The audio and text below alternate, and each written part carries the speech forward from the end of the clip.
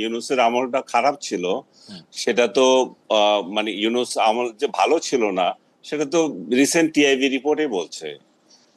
এর থেকে দুর্নীতিগ্রস্ত সরকার বাংলাদেশে আর কখনো আসে নাই।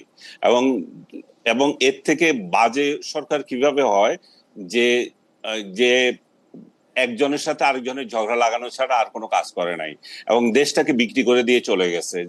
যে আলোচনা আপনি প্রথমে করছিলেন সেটারই প্রসঙ্গ এখানে আসলে ইলেকশনের 2 দিন আগে দেশটাকে উনি আরেক দেশের সাথে এমন একটা চুক্তি করলেন, এত অসম একটা চুক্তি যেটা বাংলাদেশের ইতিহাসে কখনো ঘটেনি। এবং এই চুক্তি সম্পর্কে অনেকে ওয়াকিবহাল ছিল না, এবং চুক্তির পরেও যখন সমালোচনা হচ্ছে তখন তারা এটাতে গা করছে না। এবং এই চুক্তি নিয়ে পার্লামেন্টে কোনো আলোচনা হয় নাই, কোথাও কোনো আলোচনা নাই, বরং এই এই দেশ বাংলাদেশ যেন ওই অধীনস্থ রাজ্য হয়ে গেছে সেটারই আলামত আমরা দেখতে পাচ্ছি। আমেরিকান ককাস সৃষ্টি হয় বাংলাদেশে, যেটা আগে কখনো কোথাও ছিল না। আমেরিকান ককাস, আমেরিকান বড় বড় ঘনিষ্ঠ দেশ যারা আছে তারাও কোনোদিন করে নাই।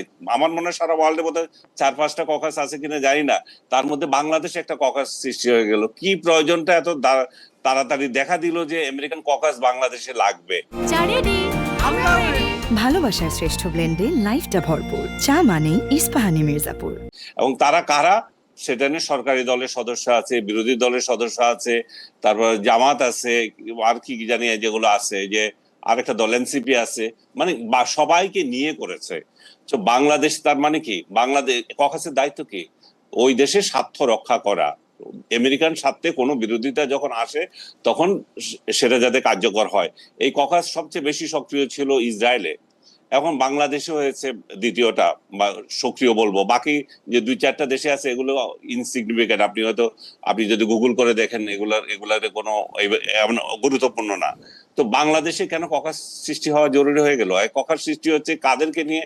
আবার এদেরকে নিয়ে যারা ইউনূসকে সমর্থন করেন, যারা ইউনূসের ইলেকশনে নির্বাচিত হয়ে এসেছেন,